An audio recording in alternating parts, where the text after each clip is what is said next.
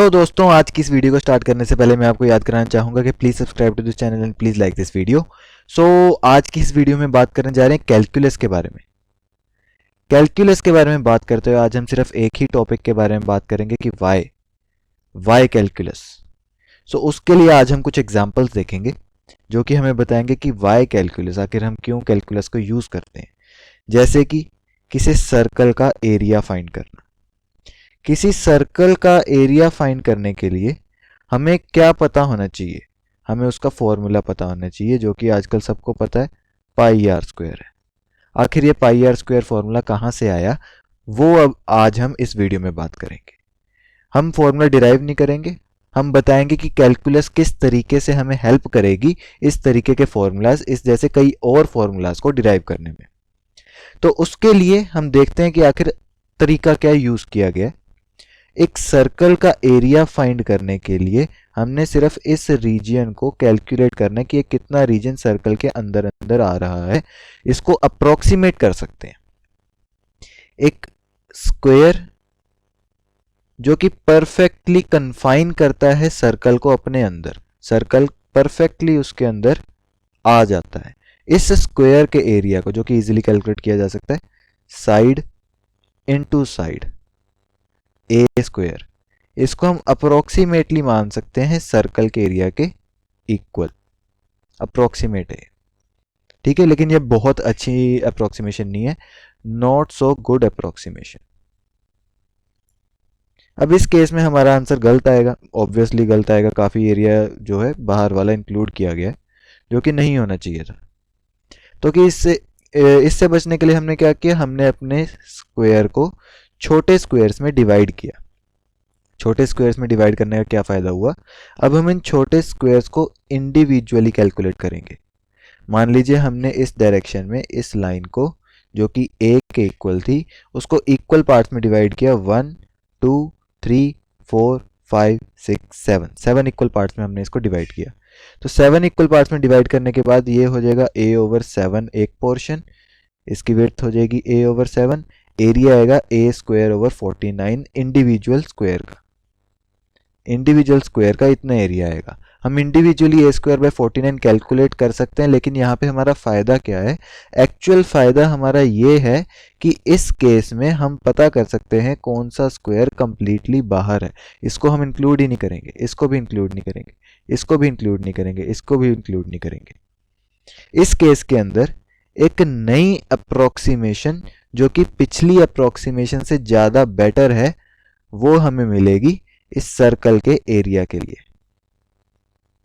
जो कि होगा ये ब्लू रीजन, जिसमें ये आउटर पोर्शंस इंक्लूडेड नहीं होंगे। लेकिन ये भी एक नॉट सो गुड अप्रोक्सीमेशन है, नॉट सो गुड अप्रोक्सीमेशन है। क्यों? क्योंकि इसमें भी देखिए, अगर हम जूम इन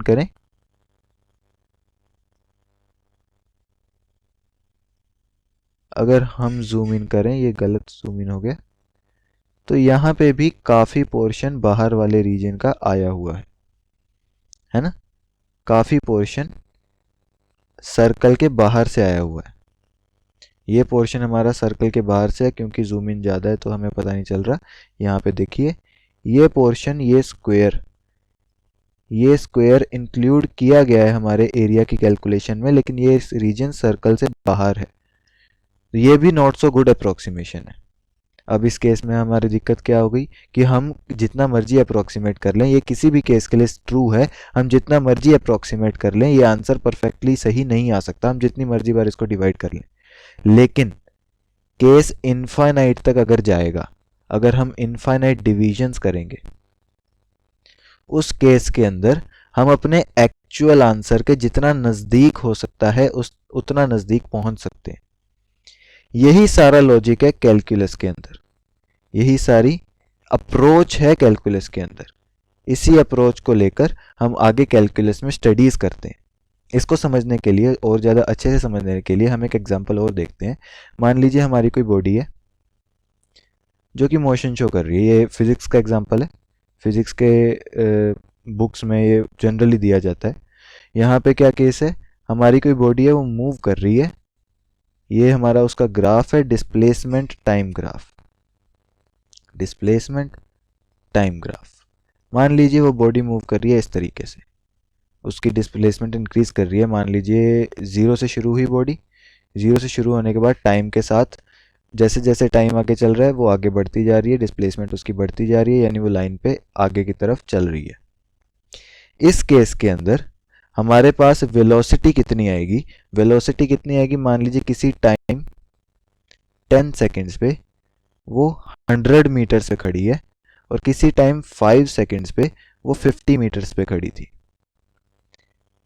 तो कितना डिस्प्लेसमेंट हुआ, कितना उसने डिस्टेंस ट्रेवल किया, 100 माइनस 50, यानी 50 मीटर्स उसने टोटल ट्रेवल किए। कितने टाइम में, 5 सेकेंड्स में। तो distance travelled in 5 seconds, this is our speed, 10 metre per second चल रही है वो, जो कि इस केस के लिए सही भी है क्योंकि यूनिफॉर्मली चल रही है, एक स्ट्रेट लाइन पे चल रही है। लेकिन कुछ केसेस के अंदर हम देखेंगे कि हमारी जो बॉडी है हर बार यूनिफॉर्म मोशन शो नहीं करती, वो कुछ इस टाइप से मोशन शो कर सकती है। क्यों कर सकती है, क्योंकि उसकी मर्जी। किसी टाइम टी पे हो सकता है वो 100 मीटर पे खड़ी थी, हम एक्सपेक्ट कर सकते हैं कि वो अगर वो 5 सेकंड पे 100 मीटर पे खड़ी है तो 10 सेकंड में 200 मीटर पे होनी चाहिए, लेकिन वो 210 मीटर पे हो सकती है। ऑब्वियसली पॉसिबल है, हो सकता है बीच वाला रास्ता उसने थोड़ी ज़्यादा स्पीड से ट्रेवल किया हो, जैसे हम यहाँ पे देख सकते हैं। पहले उसने बहुत ही स्लो शुरू किया था, स्लो शुरू किया लेकिन स्पीड पकड़ी और थोड़ी तेज़ हुई, जल्दी जल्दी ट्रेवल करना शुरू किया। इस पोर्शन में तो बहुत तेज़ भागी, बहुत तेज़ भागते भागते बेचारी थक गई, थकने के बाद फिर से स्लो हो गई, फिर से स्लो स्लो चलने लगी और इस पॉइंट पे पहुंची। अब यहाँ पे चलते चलते काफ़ी स्लो चलते चलते उसको याद आ रहा है मैं लेट हो रही हूँ, तो फिर से तेज़ हो गई। इस तरीके से वो चल सकती है वेरिएबल वेलोसिटीज़ के साथ।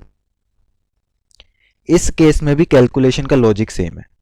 लॉजिक क्यों सेम है, यहाँ पे हम देख सकते हैं कि हम वेलोसिटी को डिफाइन करते हैं चेंज इन डिस्प्लेसमेंट। डिस्प्लेसमेंट कितनी चेंज हुई, अगर वो 5th सेकंड पे 100 मीटर्स पे थी और 10th सेकंड में 200 मीटर्स पे है, तो उसने 200 माइनस 100 मीटर्स का डिस्प्लेसमेंट किया इन 5 सेकंड्स। इस केस में भी उसकी वेलोसिटी 20 मीटर पर सेकंड आएगी, जो कि सही नहीं है क्योंकि हम देख सकते हैं रीजन में अलग अलग वेलोसिटीज हैं, यहाँ पे तेज चल रही है, यहाँ पे स्लो चल रही है।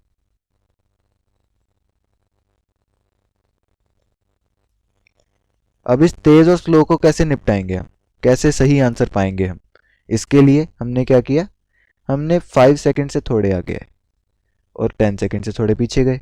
मान ली हम 7 और 8 के बीच में फाइंड करें, ये जो वेलोसिटी हमें 5 और 10 के ऊपर मिल रही है, ये वेलोसिटी है यहाँ से यहाँ तक की, यानी कि ये इस टाइप के मोशन को रिप्रेजेंट कर रही है, इस स्ट्रेट लाइन को रिप्रेजेंट कर रही है।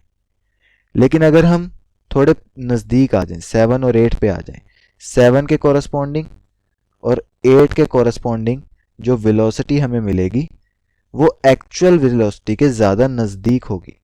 एक्चुअल वेलोसिटी अगर हम जूम इन करके देखें, इस टाइप से जा रही है बॉडी और हमारी 7 और 8 के कॉरस्पॉन्डिंग जो वेलोसिटी है उसके काफ़ी नज़दीक है, एटलीस्ट 5 और 10 के तो ज़्यादा नज़दीक है। और अगर हम और इस डिस्टेंस को छोटा करें, मान लीजिए हम 8.5 और 8.75 के ऊपर आ रहे हैं, 8.5 और 8.75 गैप कर दें, यानी सिर्फ 0.25 का गैप, तो हमारी ये वेलोसिटी और ज़्यादा एक्चुअल वेलोसिटी के नज़दीक पहुंच जाती है, जो कि इस तरीके से रिप्रेजेंट कराया जा सकता है। लेकिन अभी भी ये एक्चुअल वेलोसिटी नहीं है, क्योंकि अगर हम इसको जूम इन करें, जूम इन करने पर हम पाएंगे कि अभी भी काफ़ी डिफरेंस बचा हुआ है। इस केस में भी हम देख सकते हैं कि इस गैप को हम जितना मर्जी छोटा कर लें, हम हमेशा कुछ ना कुछ डिस्टेंस पे रह जाएंगे एक्चुअल आंसर के। लेकिन इन्फिनिटी का केस अभी हमने स्टडी नहीं किया। अगर हम इस गैप को इनफाइनाइटली स्मॉल कर दें, इनफाइनाइटली स्मॉल कर दें, उस केस में हम एक्सपेक्ट करेंगे, क्योंकि हमारा ये गैप छोटा होता होता एक्चुअल वेलोसिटी के नज़दीक जा रहा है, इनफाइनाइट स्मॉल गैप के लिए हमारा ये जो आंसर आएगा ये एक्चुअल आंसर के इक्वल आएगा। उस केस में हम इस गैप को बहुत छोटा करने के बाद अगर वेलोसिटी को कैलकुलेट करें तो हम उसको इस पार्टिकल की या इस बॉडी की एक्चुअल वेलोसिटी मान सकते हैं। इसी तरीके से हम बहुत सारी फिजिकल क्वांटिटीज को इस तरीके से स्टडी कर सकते हैं जो कि टाइम के साथ यूनिफॉर्मली वेरी नहीं कर रही हैं, जो कि नॉन यूनिफॉर्मली वेरी कर रही हैं। इस तरीके से हम कैलकुलस को अलग अलग स्टडीज में यूज कर सकते हैं। सो इन दो एग्जांपल से हमने देखा when we can not calculate any physical quantity,